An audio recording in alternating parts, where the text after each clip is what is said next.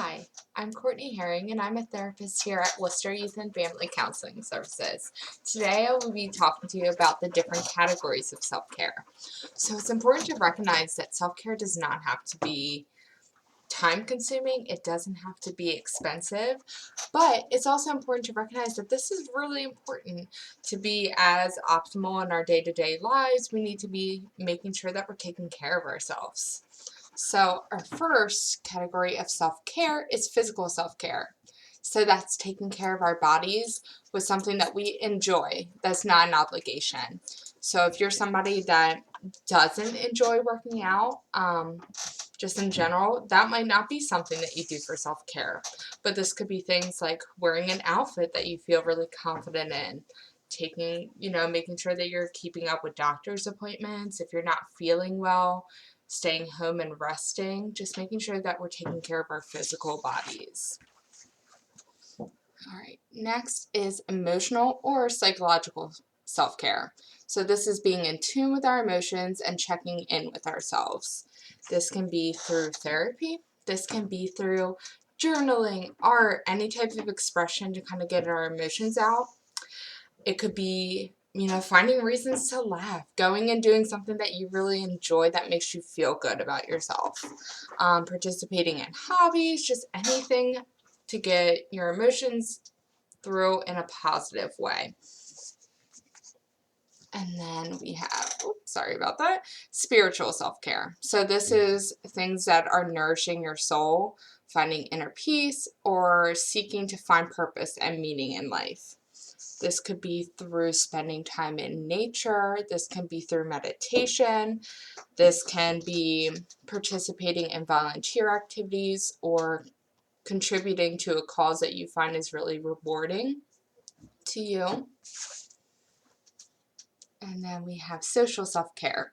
So humans in general are social beings, regardless if you consider yourself to be an introvert or an extrovert.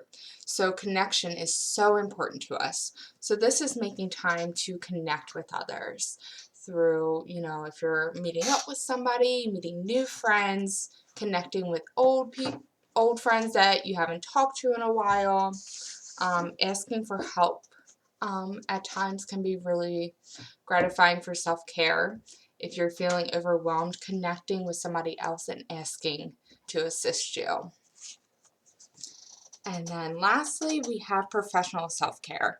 So this is enjoying something that nourishes and challenges your mind. So this is setting boundaries with work, of making sure that you have allotted times that you're working and sticking with that. We don't want to overload ourselves and get burnt out of work. This is advocating for yourself at work, for fair pay, for benefits, or any other needs. It's important for professional self-care to also make sure that you're working towards your personal goals and not getting stuck in a job if you don't find that rewarding, making a plan and following through with your personal goals. So again, self-care is so important to us, and all of these aspects work together. So if we're feeling burnt out, we're going to have, some people display anger or anxious symptoms or depressive symptoms when their self-care is kind of out of balance. So it's good if you're starting to kind of feel a little out of touch, really connecting with yourself and figuring out, okay, like where's an area that I need to dedicate some more self-care so I can balance myself. And the most important thing about self-care is not selfish. So this is important to recognize, because a lot of times people don't prioritize self-care because they think that's selfish. They recognize, hey, I don't have enough time for myself. I need to do all of these other things that I have to do. But a lot of these things, you could listen to your favorite song that takes 2 minutes, and that's part of self-care. Finding that time to dedicate to yourself, because you're going to be more productive, you're going to be more happy, you're going to be able to go longer if you're dedicating time to yourself versus if you're just going and doing things that you have to do. I hope this is helpful, and I hope it gives you an opportunity to check in with yourself and dedicate a little bit more time to self-care. Thank you.